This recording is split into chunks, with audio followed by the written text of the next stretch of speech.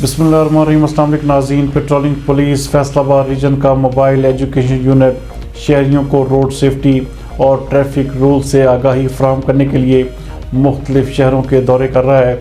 इसी हवाले से आज मोबाइल एजुकेशन यूनिट ने डिस्ट्रिक्ट चिन्योट का खुसूसी दौरा किया।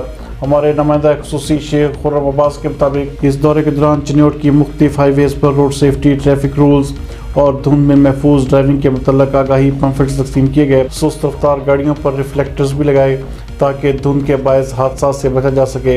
मोबाइल एजुकेशन यूनिट की टीम ने चिन्योट के मुख्तलिफ बैंक्स और पेट्रोल पंप्स का भी दौरा किया। इस दौरान उन्होंने वहां पर मौजूद अमले को कोरोना SOPs और ट्रैफिक कवानीन पर अमल दरामद करवाने की हिदायत की।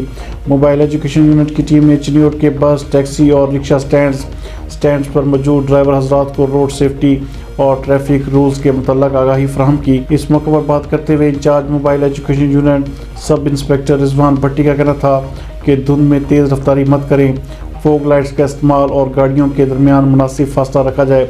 ज़्यादा धुंध की सूरत में पार्किंग लाइट्स का इस्तेमाल करें, जबकि एम्बुलेंस को हर सूरत रास्ता देना चाहिए। रोड शो के दौरान शहरियों को कोरोना वायरस SOPs पर सख्ती से अमल दरामद करने की हिदायत करते हुए कोरोना वायरस के मुतल्लिक़ एहतियाती तदाबीर भी बताई गई।